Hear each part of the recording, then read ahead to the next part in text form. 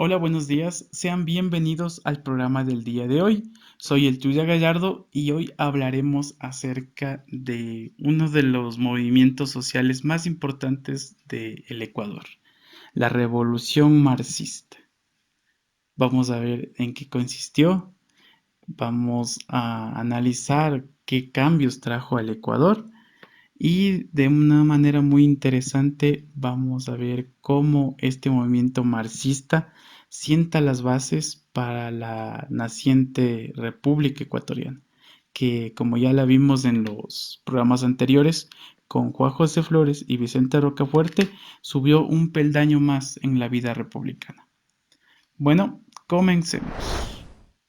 El Ecuador y los ecuatorianos nos hemos caracterizado por tener un pensamiento rebelde, en momentos en los cuales los derechos del ser humano y de los ciudadanos se ven vulnerados. Un ejemplo de esto es la famosa Revolución Marxista, la cual se da un 6 de marzo de 1845. Esta revolución lleva ese nombre porque se da en el mes de marzo. No nos confundamos con la revolución marxista que se dio antes de la conformación de la Unión de Repúblicas Socialistas Soviéticas. Esta revolución se da en Guayaquil, comienza en Guayaquil y se expande por todo el Ecuador.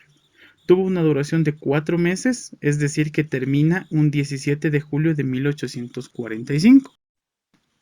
Pero ¿qué detona la famosa revolución marxista? Hay dos puntos importantes los cuales vamos a analizar. El primero, la imposición de un impuesto a los ciudadanos del Ecuador y el otro, la promulgación de una nueva constitución llamada la Carta de la Esclavitud. Estamos hablando del gobierno de Juan José Flores, específicamente en su tercera presidencia.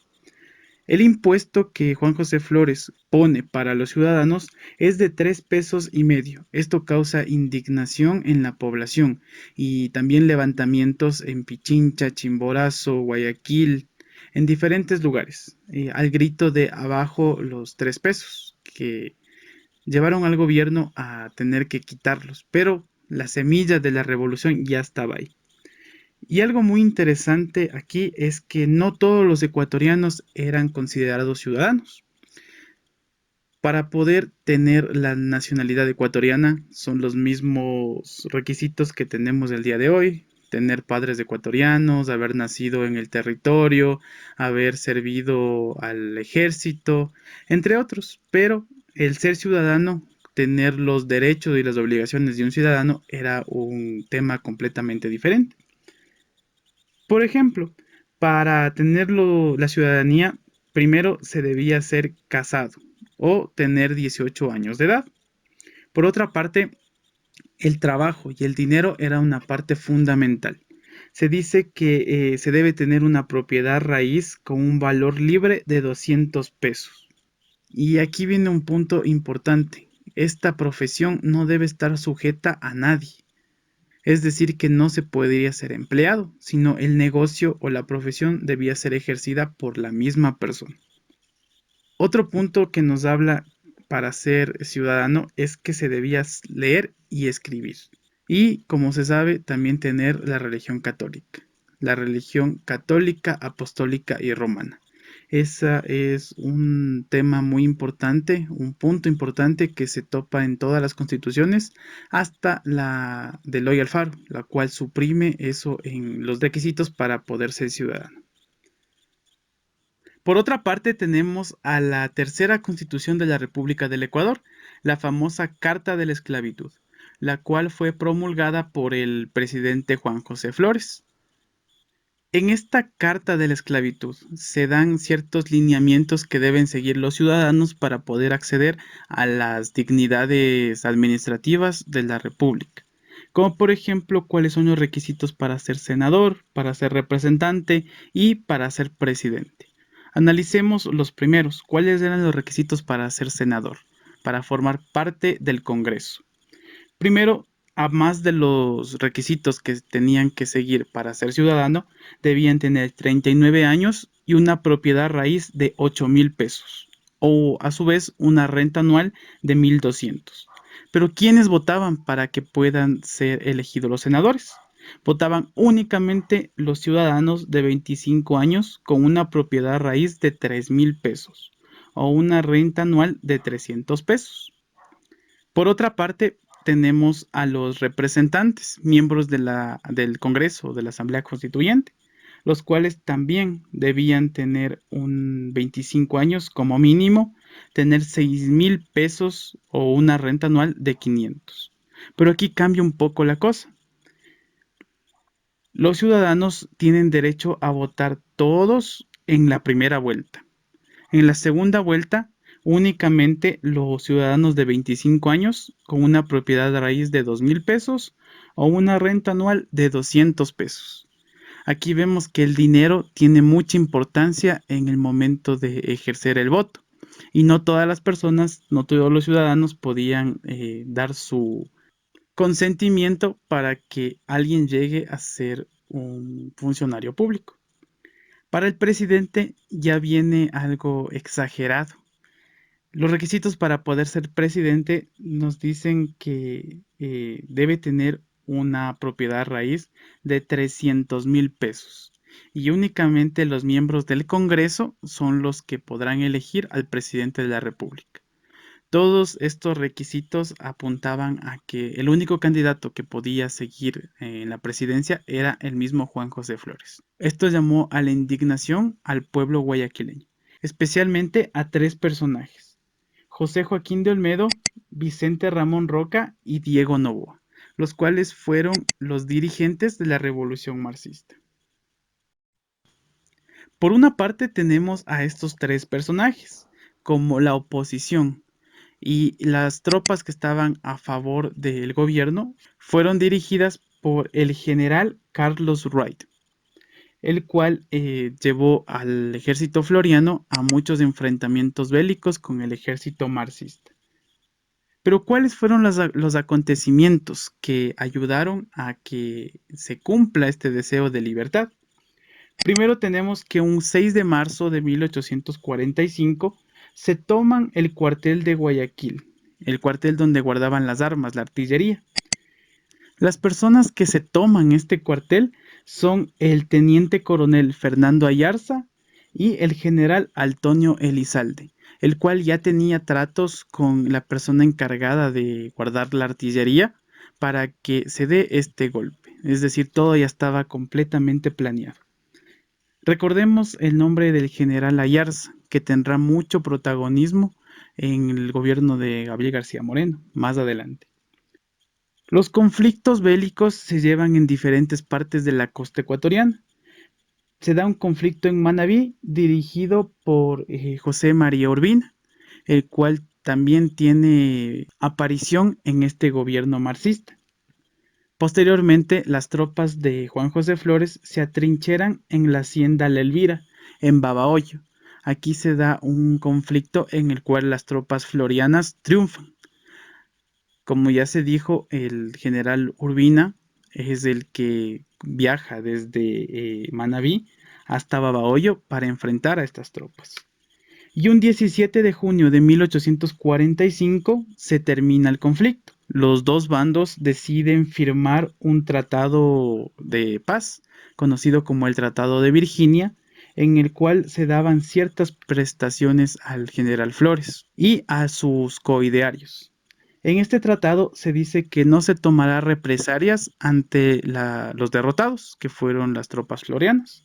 Y a Juan José Flores se le da 20,000 pesos para que él pueda viajar a Europa y mantenerse, pero debía dejar inmediatamente el poder en manos de los revolucionarios marxistas. Por otra parte, no le quitan el grado militar a Juan José Flores, lo sigue manteniendo como general en jefe del ejército ecuatoriano. Como consecuencia de esta revolución tenemos el abandono de Juan José Flores del cargo de presidente de la República y la instauración de un nuevo gobierno, un triunvirato, formado por José Joaquín de Olmedo, Vicente Ramón Roca y Diego Noboa Arteta, el cual inicia un nuevo periodo político en la historia del Ecuador, el conocido como periodo marxista, el cual a su vez se divide en periodo marxista civilista y periodo marxista militarista. que gobernará el Ecuador en los años posteriores. Hablemos un poco acerca de José Joaquín de Olmedo. Este curioso personaje de la historia ecuatoriana tuvo gran protagonismo en los primeros años de vida de la Gran Colombia y de la República del Ecuador. Él nace un 19 de marzo de 1789 en Guayaquil y muere en 1842 en la misma ciudad. Sus estudios los realiza en la ciudad de Guayaquil y después viaja a la ciudad de Quito para estudiar en el Colegio Seminario San Luis, uno de los mejores colegios de esa época en la Real Audiencia de Quito. Posteriormente estudia jurisprudencia en la Universidad de San Marcos en Lima. Ya como un adulto comprometido con la emancipación de la Real Audiencia de Quito, es nombrado presidente de la Junta de Gobierno en 1820, año en el cual se libera la ciudad de Guayaquil del Imperio Español. En 1812 fue nombrado diputado de las Cortes de Cádiz y ya en el periodo republicano del Ecuador es nombrado diputado de la Asamblea Nacional Constituyente en Riobamba el 14 de agosto de 1830. Olmedo se caracterizó por ser un buen poeta y es por eso que él escribe el himno a Guayaquil, pero también se desempeñó en la conocida como poesía heroica, que en esa época era muy bien vista, con obras como El canto a Bolívar o A mi general Flores. También tiene un poema muy interesante, el cual se lo llama El alfabeto para un niño, en el que se da ciertos lineamientos que debe seguir un padre y un hijo para poder llegar a ser un buen ciudadano y un buen cristiano. Este poema lo dejaremos en la página de el Tuya Gallardo para que ustedes lo puedan leer y vean el talento que tuvo José Joaquín de Olmedo. Otro punto muy interesante que se lo atribuye a José Joaquín de Olmedo es que él cambia el escudo del Ecuador en el año de 1845 como consecuencia de esta revolución. El cambio de la estructura del escudo se lo hace en Cuenca por decreto del 6 de noviembre del mismo año. Olmedo, del nuevo escudo, nos dice que un escudo ovalado que contenga interiormente en la parte superior el sol con aquella porción de la elíptica en que se hallen los signos correspondientes a los meses memorables de marzo, abril, mayo y junio. En la parte inferior, a la derecha, se presentará el volcán Chimborazo, del que nacerá un río, y donde aparezca más caudaloso estará un buque a vapor que tenga por mástil un caduceo, como símbolo de la navegación y del comercio, que son la fuente de la prosperidad del Ecuador. El escudo reposará sobre un lío de haces consulares, con insignias de la dignidad republicana. Será adornado exteriormente con banderas nacionales y ramas de laurel y palma, y coronado por un cóndor con alas desplegadas. A los lados, las banderas bicolores que mencionen el decreto son las azul y blanco, colocadas con 6 estrellas. Es así como se cambia el escudo del Ecuador hasta años posteriores en los cuales vendrá los diferentes colores. Notemos que aquí el color que predomina en el escudo es el blanco, el celeste y las estrellas, que asemeja mucho a la bandera de Guayaquil, que fue la bandera de los revolucionarios marxistas.